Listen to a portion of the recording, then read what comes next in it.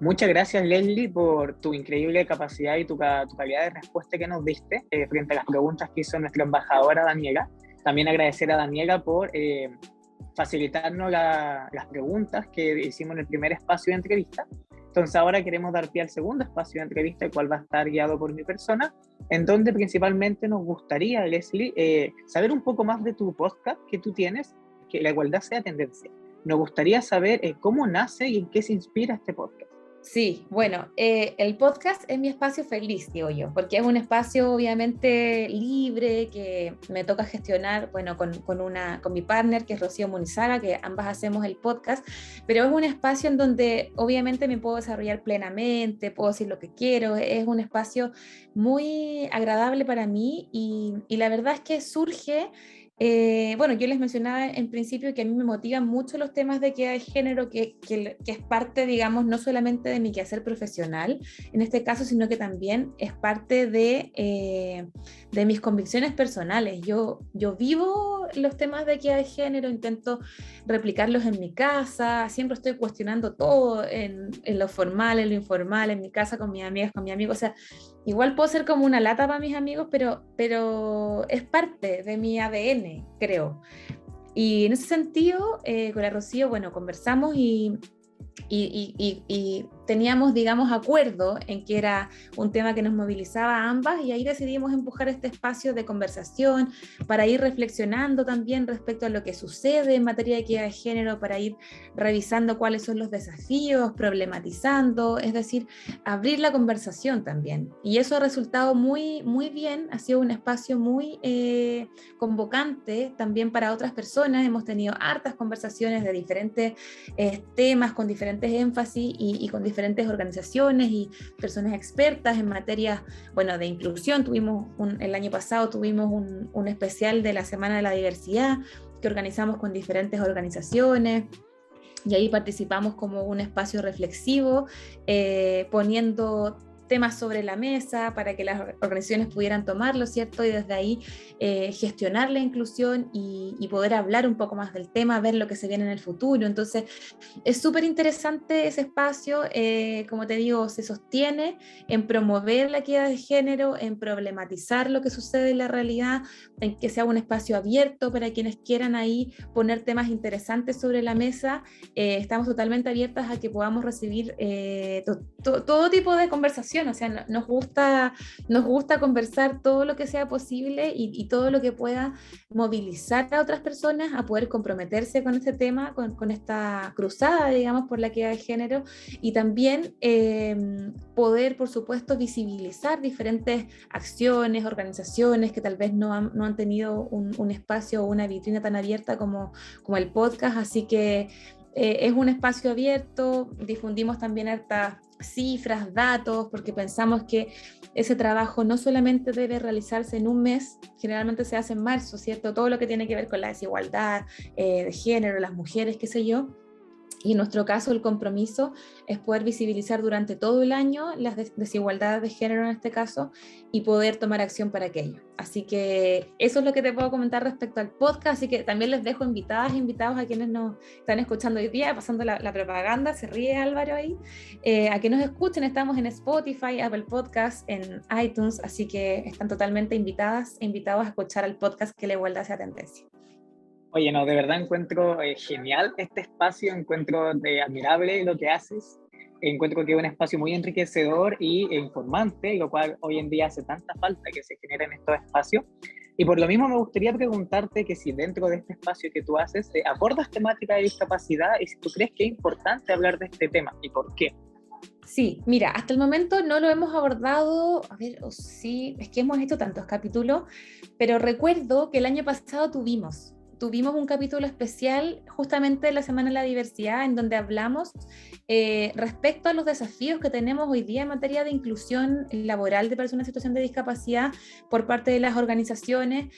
Problematizamos harto los alcances de la ley, porque de repente uno dice, bueno, hoy día hay normativas que en el fondo permiten que las personas en situación de discapacidad ingresen al mercado laboral.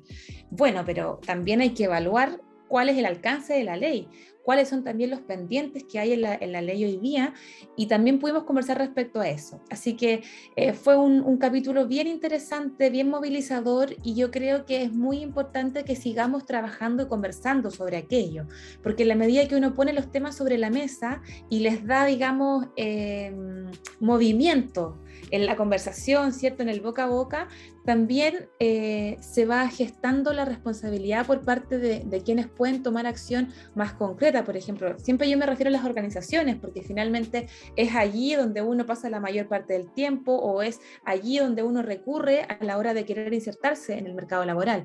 Entonces, yo creo que es muy importante seguir trabajando estos temas. Tenemos harto pensado para más adelante, unos capítulos especiales ahí para ir, como yo les decía, cruzando las identidades, ¿cierto?, mostrando también cuáles son las particularidades y las necesidades particulares que tienen las diferentes mujeres, como yo decía antes, mujeres migrantes. Es distinto a lo que requieren versus las mujeres con discapacidad, o qué pasa si hay una mujer mayor con discapacidad. Es distinta a la realidad que vive una mujer más menor o millennial, por ejemplo, con discapacidad. Entonces, tenemos pensado más adelante ahondar en aquello, porque es un tema que nos parece muy importante, y también es un tema que no podemos dejar de lado como sociedad.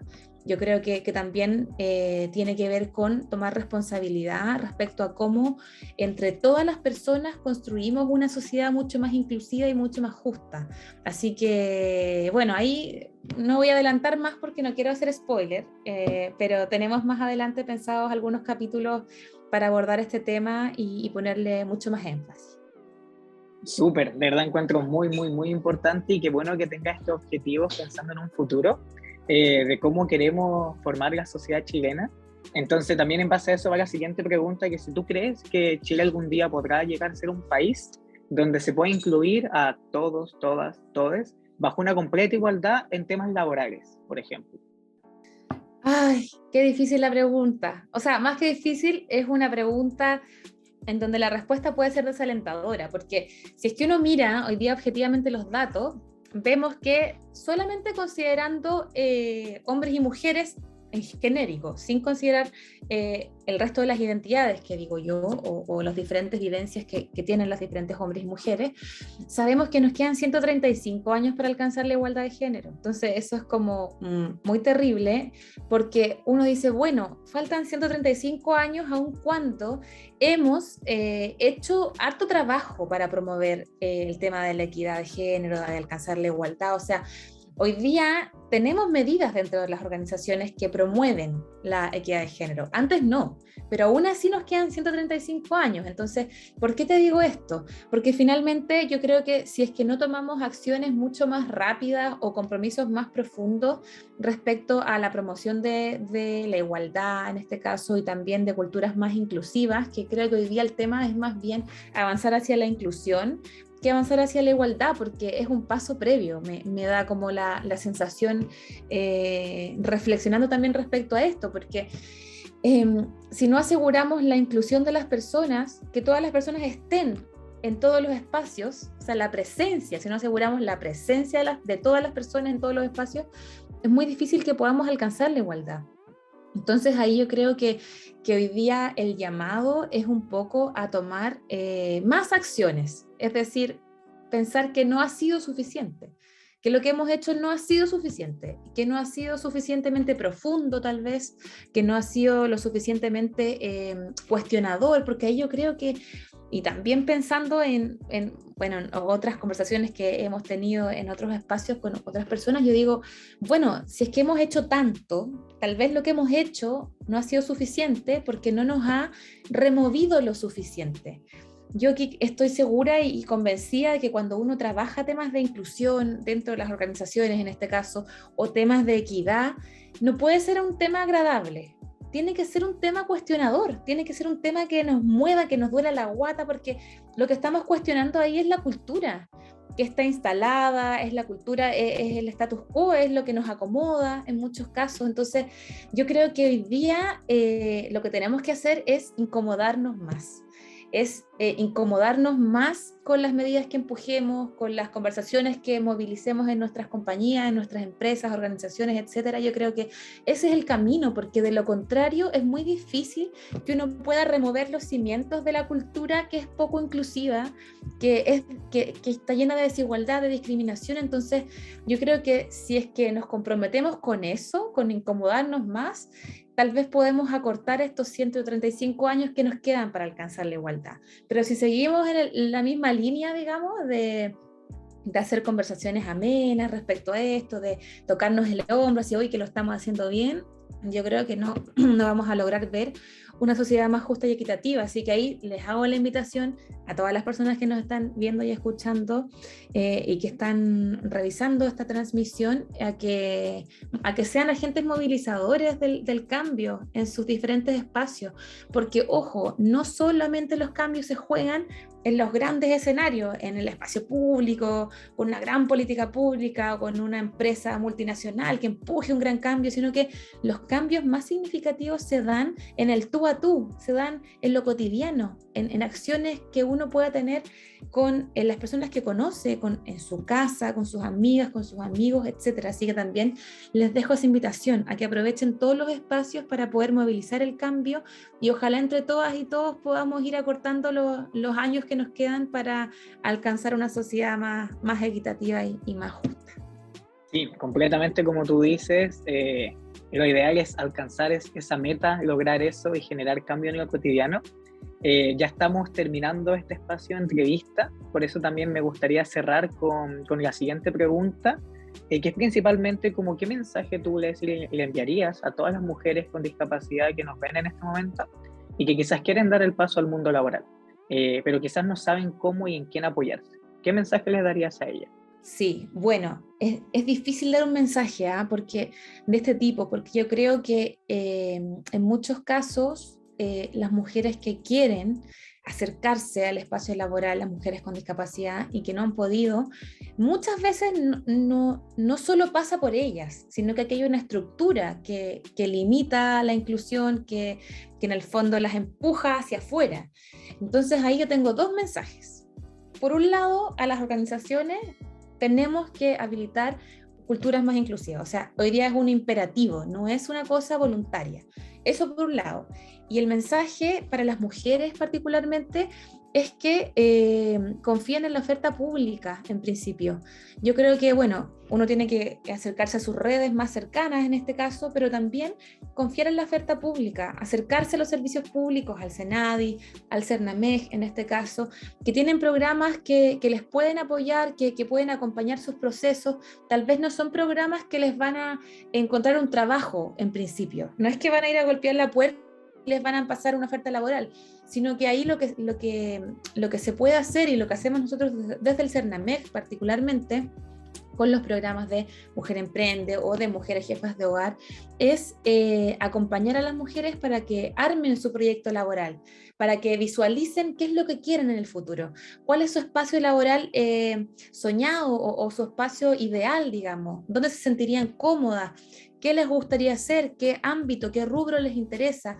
Es importante que uno tenga todo ese tipo de temas claros antes de insertarse en el mercado laboral, porque de lo contrario, claro, la experiencia puede ser no muy positiva. Entonces ahí yo creo que el principal mensaje es acercarse a la oferta pública, tomar la oferta pública. Tal vez va a ser una vuelta más larga que acercarse directamente a una empresa, pero yo creo que les va a entregar muchas herramientas para fortalecerse en muchos casos y para poder fortalecer sus planes de trabajo futuros, sus proyectos laborales, como te decía, que puedan identificar qué es lo que efectivamente quieren.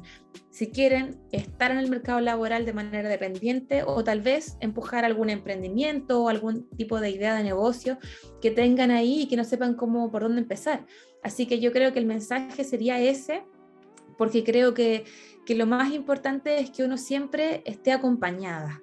Eso yo creo que es fundamental para las mujeres, empujar la sororidad obviamente entre nosotras, pero también acompañarse, porque es muy difícil que uno pueda, sobre todo en el caso de las mujeres con discapacidad, porque obviamente enfrentan doblemente las barreras y las desigualdades, en este caso, que enfrenta alguna mujer que no tenga discapacidad. Entonces ahí creo que es muy importante siempre estar acompañada, hablar con las otras personas de lo que tú necesitas, acercarte a las instituciones, porque las instituciones tienen una oferta obviamente pensada para las mujeres, en este caso también con discapacidad. Entonces creo que ese sería mi mensaje, buscar también en el territorio dónde está la presencia de estas instituciones, del Senadi, de Cernamej, pero no perder la disposición y la voluntad a salir al mercado laboral. Yo creo que eso también es lo más importante. Y también comprender que en muchos casos estos procesos son frustrantes, porque el mercado laboral no es un espacio que está pensado para las mujeres. Eso también hay que tenerlo súper en la cabeza, como es terrible, pero es así. O sea, si es que uno mira para atrás, hace como 60 años atrás, y miramos las cifras de inserción laboral de hombres y mujeres, vamos a ver que los hombres siempre están sobre el 70, el 80%, y las mujeres siempre hemos estado bajo el 50%. Y eso nos tiene que dar luces de que efectivamente ese espacio ha sido pensado por y para hombres, principalmente. Entonces siempre va a ser, o esperemos que en el corto plazo ya deje de serlo, pero al menos todavía sigue siendo un espacio hostil para las mujeres. O sea, también hay que tener eso en consideración y no bajar los brazos, porque hay varias personas y varias organizaciones e instituciones que estamos haciendo todo lo posible para que el espacio laboral sea un espacio mucho más amigable e inclusivo para todas las personas, no solamente para los hombres. Así que también ahí dejar a disposición obviamente mi contacto, toda mi disposición a poder apoyar a quien lo necesite, a poder orientar también a quien lo necesite con los canales respectivos o la oferta pública que podamos tener, pero siempre seguir adelante, confiar en que vamos a encontrar a alguien en el camino que nos va a poder dar una mano, que nos va a poder orientar en este caso. A eso me refiero con dar una mano, como orientar para estar en el lugar correcto, con las personas correctas, ¿cierto? Y por supuesto, ojalá mejorar la calidad de vida de todas las mujeres en nuestro país, que es en el fondo nuestro principal movilizador como institución pública, y también, bueno, a mí en términos personales es algo que me mueve particularmente. No, perfecto, Leslie, de verdad, muchas gracias por tu increíble respuesta. Ya con esto estaríamos dando por finalizada la entrevista, así que también me gustaría que Daniela si puede activar su cámara también para agradecerle a ambas por la disposición, por el tiempo, por la motivación, por estar aquí presentes. No sé, Dani, si te gustaría darle algún último mensaje o palabras a Leslie, ya que estamos terminando este espacio. Gracias, Leslie, por tu experiencia laboral y por escucharnos mucho y por estar contigo y por conocerte. Muchas gracias. Gracias a ustedes, gracias a ti, Daniela, y también a ti, Álvaro, por la conversación, por también empujar estas instancias. Yo creo que es súper importante abrir espacios de conversación y reflexión respecto a temas que son claves para la vida de las personas. Así que también ahí les felicito y también cuenten conmigo para todo lo que necesiten de aquí en adelante.